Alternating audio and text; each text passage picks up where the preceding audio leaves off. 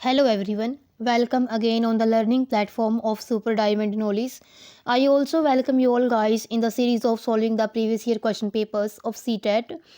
And in our today's video, we are going to discuss the subject specific section of CTET December 2018.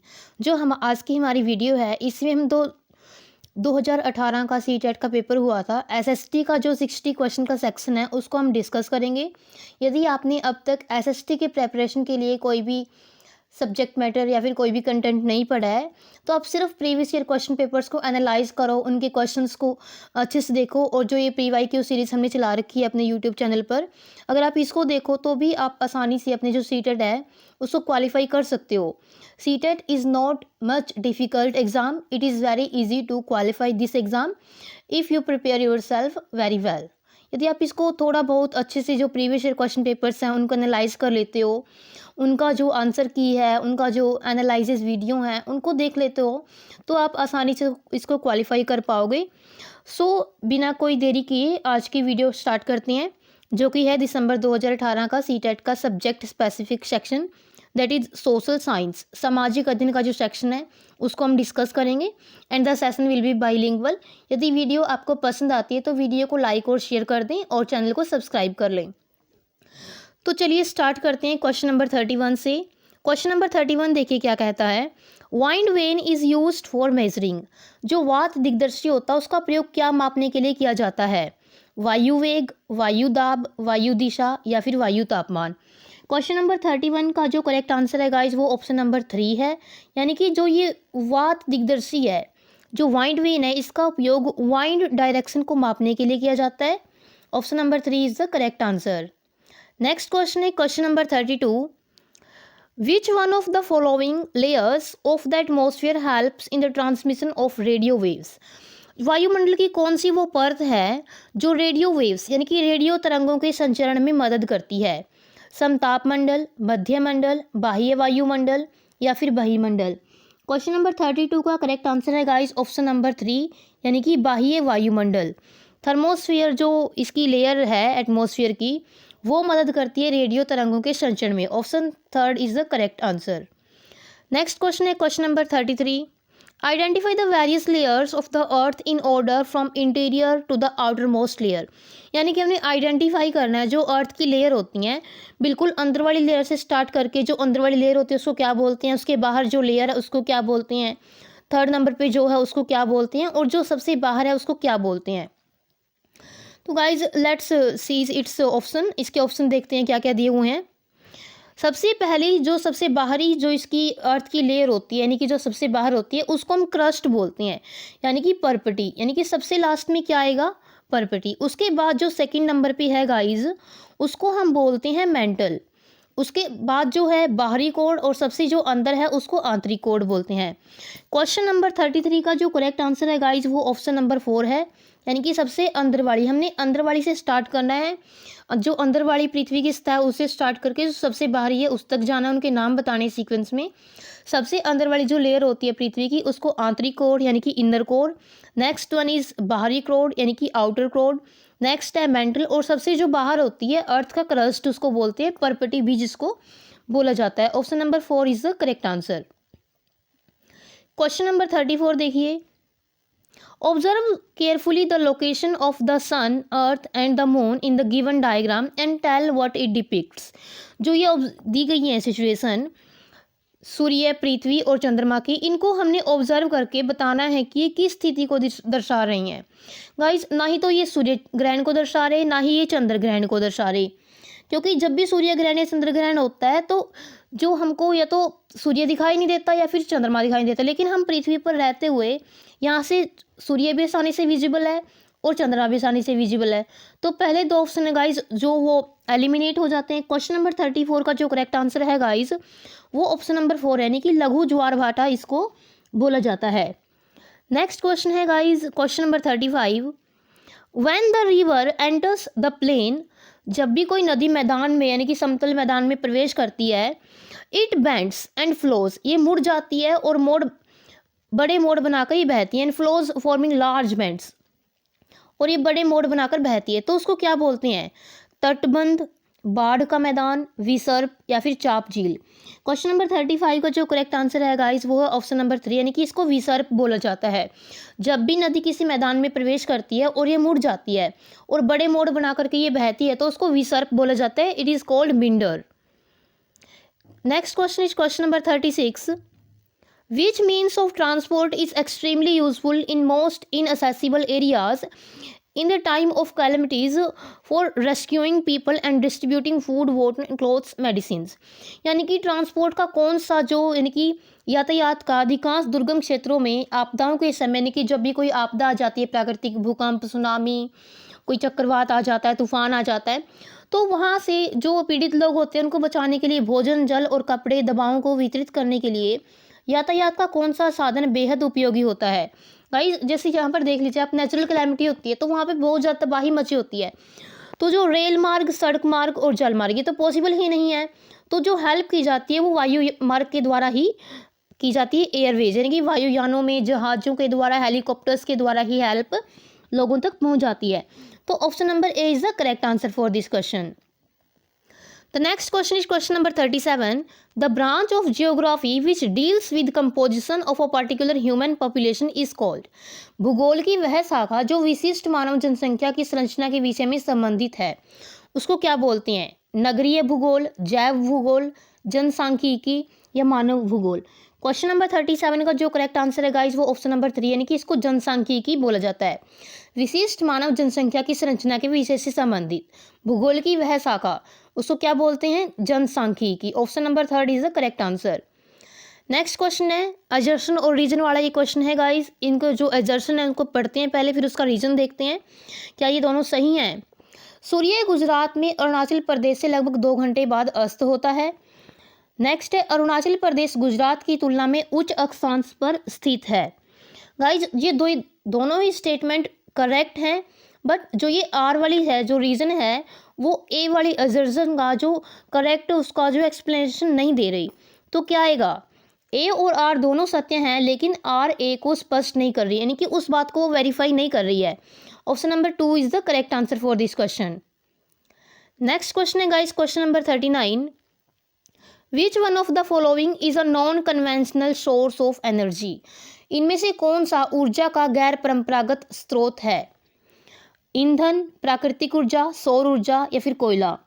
Question number 39 का correct answer guys option number 3, यानी कि जो सौर ऊर्जा है वो ऊर्जा का गैर परंपरागत नहीं, वो परंपरागत स्रोत है, यानी कि परंपराओं से बहुत पुराने टाइम से उसका यूज़ होता रहा है। जो ये ईंधन, प्राकृतिक गैस है इनकी खोज बाद में हुई है, इनको बाद में खोजा गया, तो option number 3 is the correct answer. Next question है guys question number 40। The breeding of fish in a specially constructed tanks and ponds is known as. विशेष रूप से निर्मित टैंकों और तालाबों में मछलियों का प्रजनन, यानी कि कुछ मानव निर्मित होते हैं, उन टैंकों में जब मछलियों को रखा जाता है और उनका जो ब्रीडिंग करवाई जाती है तो उनको क्या बोला जाता है गाइस? जिससे मछलियों को रखा जाता है उसको गाइस पीसीकल्चर बोला जाता है। और जो गाइस ये सीरीकल्चर होता है इसमें सिल्क वॉर्म्स को ब्रीड किया जाता है, यानी कि जो रेशम के कीड़े होते हैं उनका पालन पोषण किया जाता है ताकि वो रेशम का उत्पादन ज़्यादा से ज़्यादा मात्रा में किया जा सके और मुनाफा कमाया जा सके।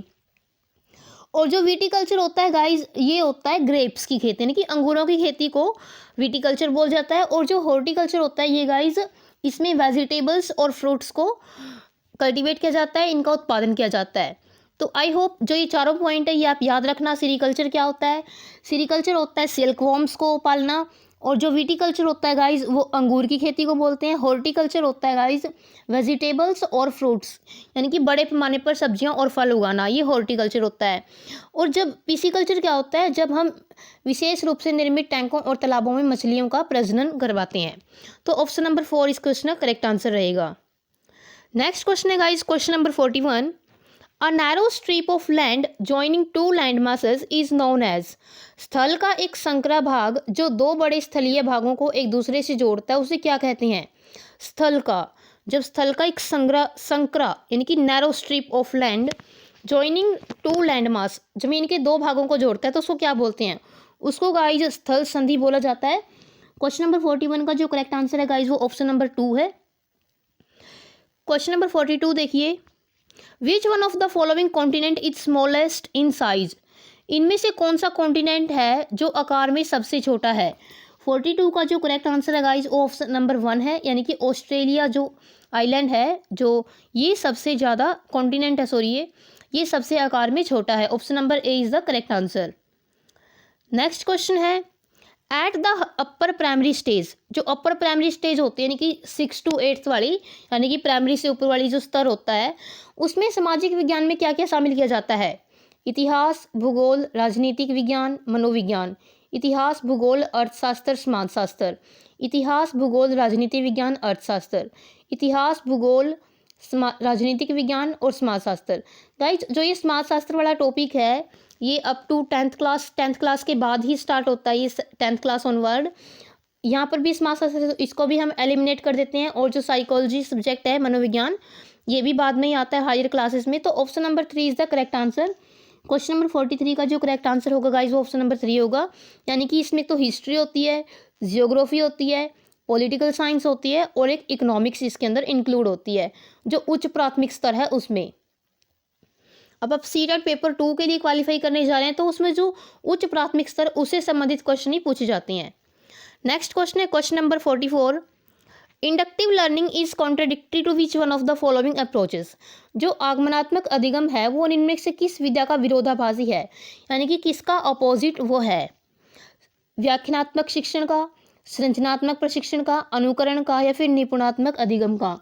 क्वेश्चन नंबर 44 का जो करेक्ट आंसर है गाइज वो ऑप्शन नंबर 1 है, यानी कि जो एक्सपोजिटरी टीचिंग होती है उसका अपोजिट होता है inductive learning. Option number A is the correct answer. Question number 45 दीजिए, देखिए इसको एक बार।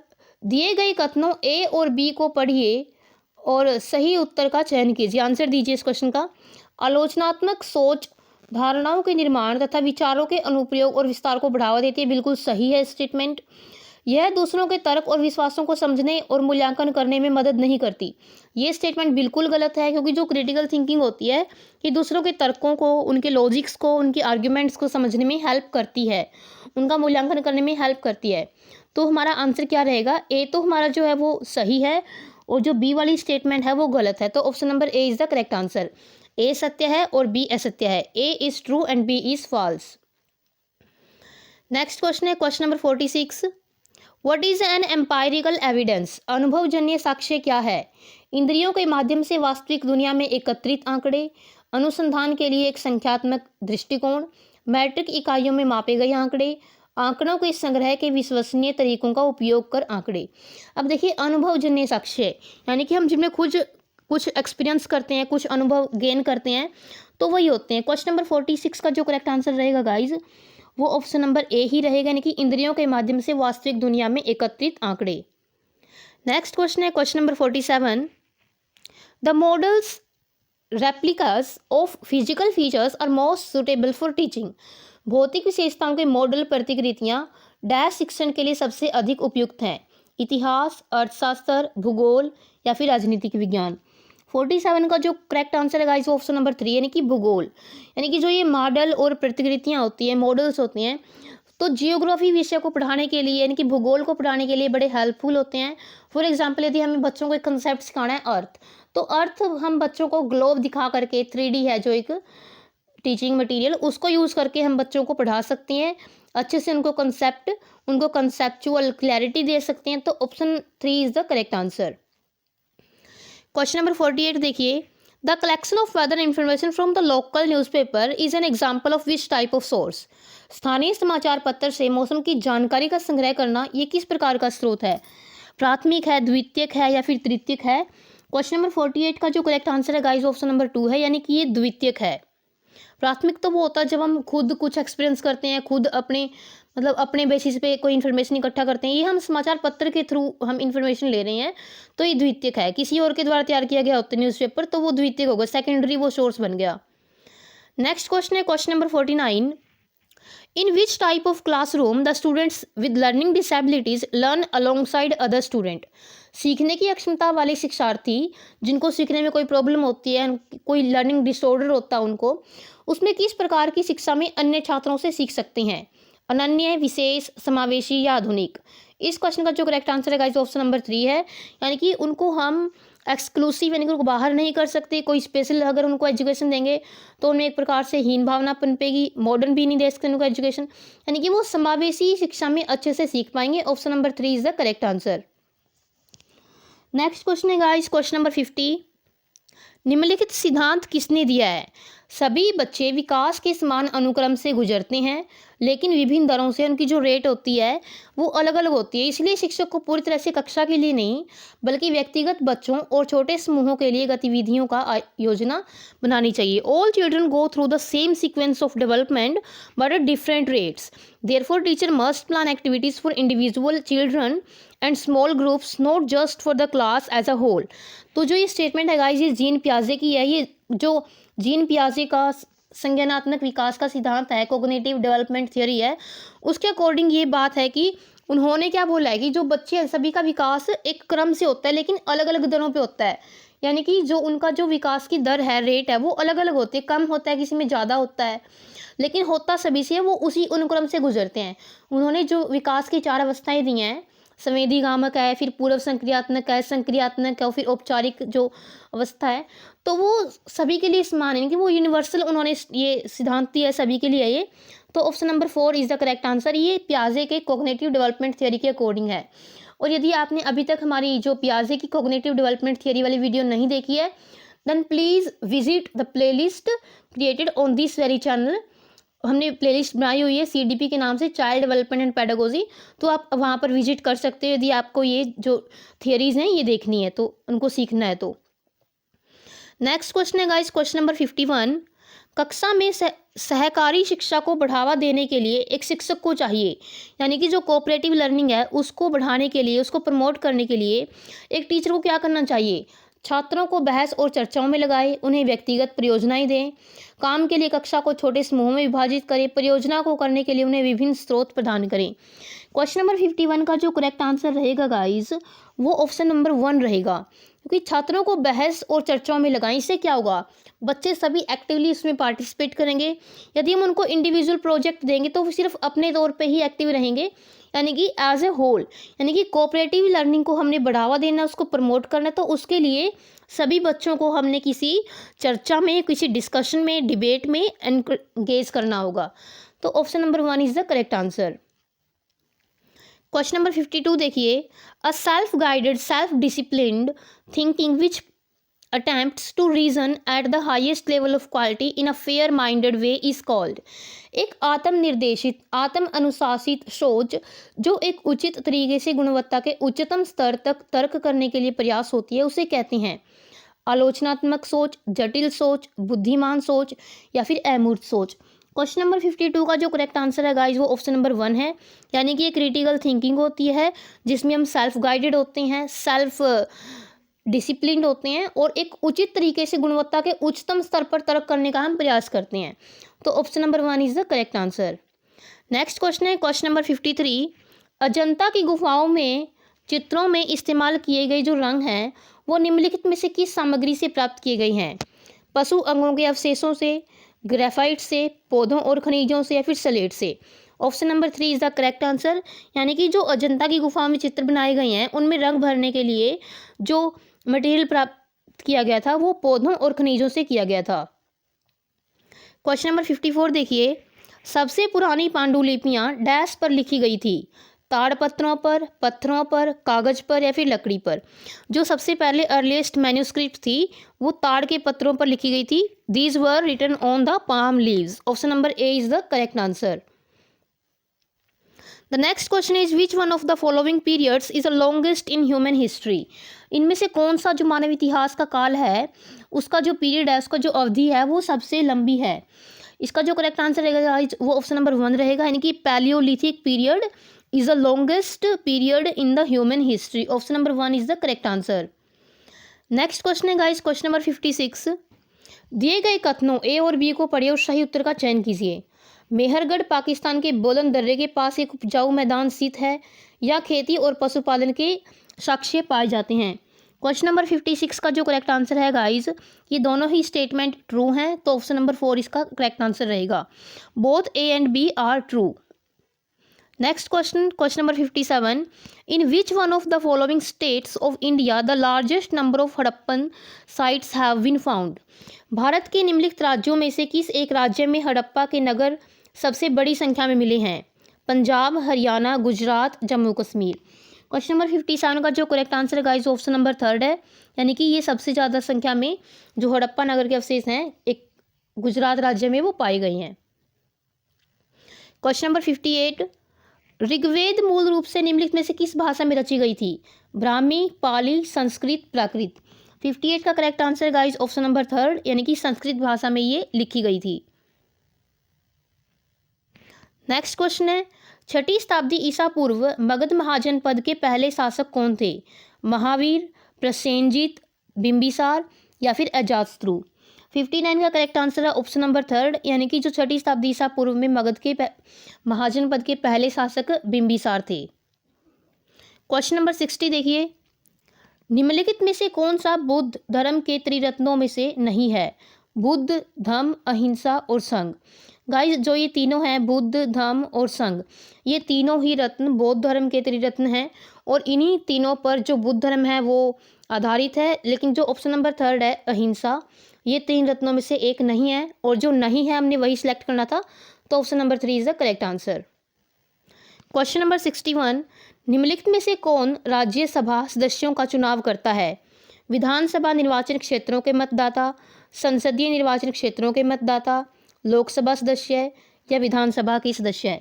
क्वेश्चन नंबर 61 का जो करेक्ट आंसर है गाइस वो ऑप्शन नंबर 4 यानी कि जो राज्यसभा के सदस्यों का चुनाव किया जाता है वो विधानसभा के सदस्यों के द्वारा यानी कि विधायक के द्वारा, एमएलएस के द्वारा किया जाता है, members of legislative assemblies. Question number 62, Bharat द्वारा निम्नलिखित में से किस शासन प्रणाली को अपनाया गया है? संसदीय और एकात्मक, राष्ट्रपति और संघीय, राष्ट्रपति और एकात्मक, संसदीय और संघीय।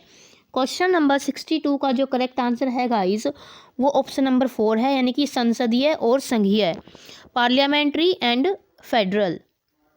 नेक्स्ट क्वेश्चन है गाइस क्वेश्चन नंबर 63, अनुसूचित जातियों के लिए कितने संसदीय निर्वाचन क्षेत्र आरक्षित हैं? 48, 84, 47 या फिर 74। 63 का जो करेक्ट आंसर है गाइस वो ऑप्शन नंबर 2 है यानी कि 84। 84 हैं जो कि अनुसूचित जातियों के लिए संसदीय निर्वाचन क्षेत्र आरक्षित है, उनके लिए रिजर्व्ड है। Next question is question number 64, Bharat में अस्पृश्यता प्रथा के कारण निम्नलिखित में से किस मौलिक अधिकार का उल्लंघन किया गया है? समानता के अधिकार का, स्वतंत्रता के अधिकार का, शोषण के विरुद्ध अधिकार का या फिर संवैधानिक उपचारों का अधिकार का। इसका जो करेक्ट आंसर है गाइस ऑप्शन नंबर ए है यानी कि अस्पृश्यता प्रथा के कारण, यानी कि जो समानता नहीं, किसी को समान नहीं समझा गया जाना, वो होता है अस्पृश्यता प्रथा के कारण समानता के अधिकार का उल्लंघन होता है। Option number A is the correct answer. Next question is question number 65, Bharat के संविधान के अनुसार निम्नलिखित में से कौन सा मौलिक अधिकार नहीं है?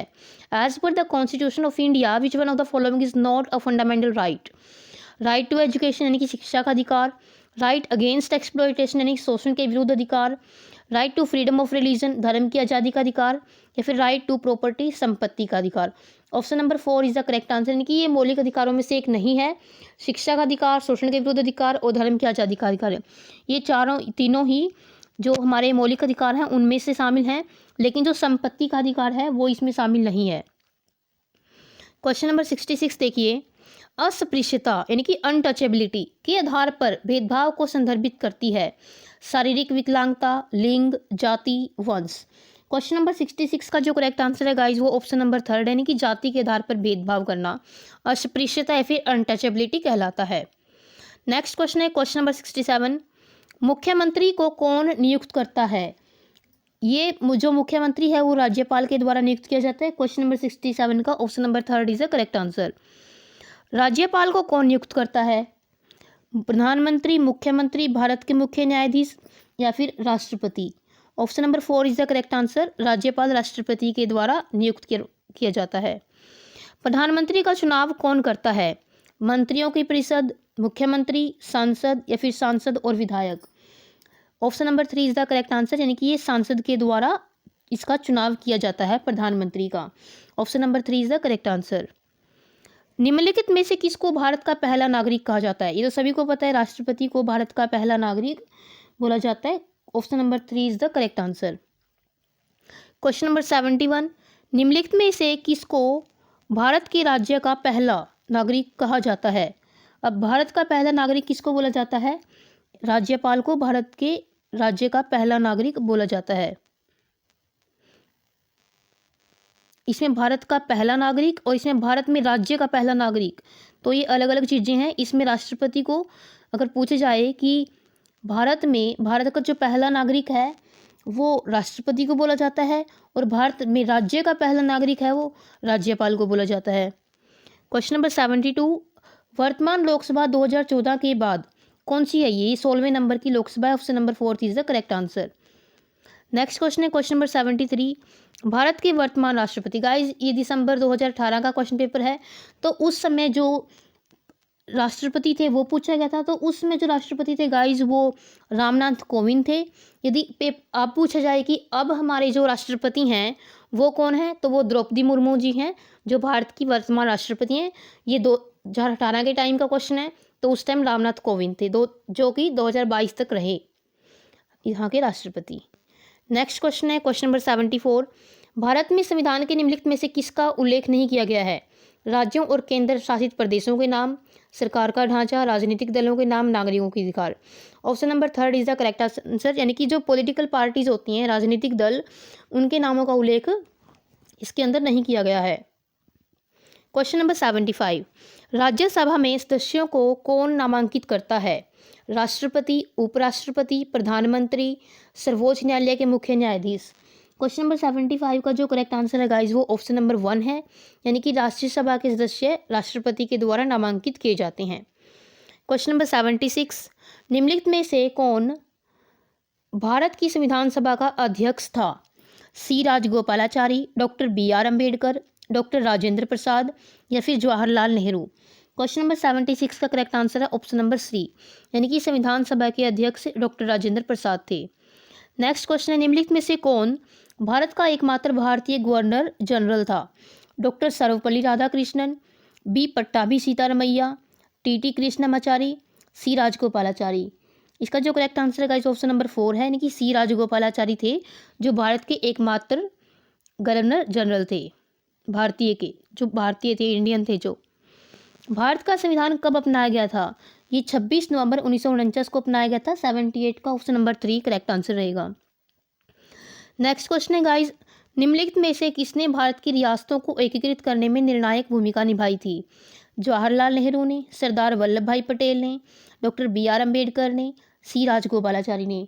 क्वेश्चन नंबर 79 का जो करेक्ट आंसर है गाइज ऑप्शन नंबर 2 है, यानी कि सरदार वल्लभ भाई पटेल।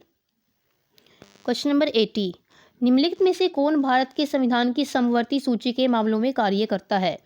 केंद्र सरकार और राज्य सरकार, राज्य सरकारें और स्थानीय सरकार निकाय, केंद्र शासित प्रदेश या फिर स्थानीय सरकारी निकाय। 80 का जो करेक्ट आंसर है गाइस ऑप्शन नंबर 1 है, यानी कि जो समवर्ती सूची है उसमें केंद्र सरकार भी के मामले भी शामिल होते हैं और राज्य सरकार के भी। भारत के संविधान की समवर्ती सूची में जो मामले कार्य करते हैं वो केंद्र सरकार के भी होते हैं और राज्य सरकार के भी। क्वेश्चन नंबर 81, निम्नलिखित में से कौन संविधान सभा की मसौदा समिति के अध्यक्ष थे? 81 का जो करेक्ट आंसर रहेगा गाइस वो ऑप्शन नंबर 2 रहेगा, यानी कि doctor BR Ambedkar. Doctor BR Ambedkar was the chairman of the drafting committee in the Constituent Assembly of India. Question number 82, 18वीं सदी में किसके नेतृत्व में बंगाल धीरे धीरे मुगल नियंत्रण से अलग हो गया? मुर्शिद कुली खान, नादिर शाह, अलीवर्दी खान, बुरहान उल मुल्क। क्वेश्चन नंबर 82 का जो करेक्ट आंसर है गाइस ऑप्शन नंबर 1 है, यानी कि Murshid Quli Khan. Option number 1 is the correct answer. Question number 83, निम्नलिखित में से किस गवर्नर जनरल ने फैसला किया कि बहादुर शाह जफर आखिरी मुगल सम्राट होंगे और उनकी मृत्यु के बाद किसी भी वंशज को शासक के रूप में नहीं पहचाना जाएगा? Lord Dalhousie, William Bentinck, Lord Canning या फिर लॉर्ड कॉर्नवालिस। क्वेश्चन नंबर 83 का जो करेक्ट आंसर है गाइस ऑप्शन नंबर 3 है, यानी कि लॉर्ड कैनिंग का ये फैसला था कि जो बहादुर शाह जफर हैं वही आखिरी मुगल सम्राट हो गए, उसके बाद किसी भी वंशज के शासक को नहीं पहचाना जाएगा, शासक के रूप में नहीं पहचाना जाएगा। क्वेश्चन नंबर 84, किस गवर्नर जनरल ने घोषित किया कि अवध पर गलत तरीके से शासन किया जा रहा है और उचित प्रशासन सुनिश्चित करने के लिए ब्रिटिश शासन की आवश्यकता थी? Lord Ripon, Lord Canning, Lord Dalhousie या फिर लॉर्ड माउंटबेटन? 84 का जो करेक्ट आंसर है गाइस वो ऑप्शन नंबर 3 यानी कि लॉर्ड डलहौजी। लॉर्ड डलहौजी ने ये घोषित किया था कि अवध पर गलत तरीके से शासन किया जा रहा है और उचित प्रशासन सुनिश्चित करने के लिए ब्रिटिश शासन की आवश्यकता है। नेक्स्ट क्वेश्चन है, कानपुर के किस शासक ने खुद को पेशवा कहा? नाना साहिब, बाजीराव प्रथम, बाजीराव द्वितीय या फिर बहादुर शाह जफर? क्वेश्चन नंबर 85 का जो करेक्ट आंसर है गाइस वो ऑप्शन नंबर 1 है यानी कि नाना साहिब। नेक्स्ट क्वेश्चन है क्वेश्चन नंबर 86, कारखाने के विषय में पढ़ाने के लिए सबसे उपयोगी विधि क्या होगी? कहानी सुनाना, किसी विशेषज्ञ को निमंत्रित करना, किसी औद्योगिक कारखाने की यात्रा आयोजित करना या फिर एक डॉक्यूमेंट्री फिल्म दिखाना? गाइस जो इसमें से करेक्ट ऑप्शन रहेगा ऑप्शन नंबर सी रहेगा, किसी औद्योगिक कारखाने की यात्रा आयोजित करना। इससे क्या होगा, बच्चे खुद अपना जो वास्तविक अनुभव है उसको प्राप्त करेंगे और उससे नॉलेज गेन करेंगे। तो option number C is the correct answer. Next question है, एजुसेट से क्या अभिप्राय है? एजुसेट क्या है? ये एक प्रकार से मानव निर्मित भारतीय उपग्रह है। It is a man made Indian satellite. Next question है क्वेश्चन नंबर 88, पंचवाणी और बीजक में निम्नलिखित में से किस महान हस्ती के छंद और विचारों को संरक्षित किया गया है? मीराबाई, कबीर, गुरु नानक या फिर रविदास? क्वेश्चन नंबर 88 का जो करेक्ट आंसर है गाइज वो ऑप्शन नंबर 2 है यानी कि कबीर के जो पंचवाणी और बीजक में कबीर के विचारों को और छंदों को संरक्षित किया गया है। क्वेश्चन नंबर 89, एलोरा की गुफाओं का भित्ति चित्र जिसमें विष्णु को नरसिंह और पुरुष सिंह के रूप में दिखाया गया है किस काल की कृति है? गुर्जर प्रतिहार काल की, राष्ट्रकूट काल की, चालुक्य काल की या फिर गुप्त काल की? 89 का करेक्ट आंसर रहेगा ऑप्शन नंबर 2 यानी कि राष्ट्रकूट की कृति है, राष्ट्रकूट काल की कृति है। क्वेश्चन नंबर 90, निम्नलिखित में से कौन सा संगठन उपनिषद में आस्था रखता है? ब्रह्म समाज, रामकृष्ण समाज, सत्य शोधक समाज या फिर सेवा समाज? Option number 1 is the correct answer यानी कि ब्रह्म समाज। सो गाइज ये थे एसएसटी सेक्शन के 60 क्वेश्चन जो कि हमने आज की वीडियो में डिस्कस किए। यदि वीडियो आपको पसंद आती तो वीडियो को लाइक और शेयर करना ना भूलें, चैनल को सब्सक्राइब कर लें और जो घंटी का बटन है उसको दबा के रखें ताकि हमारी आने वाली हर एक वीडियो की नोटिफिकेशन आप तक पहुंच जाए। So have a nice day. Thanks for watching the video. Bye bye. Meet you in the next interesting video. Till then, take care.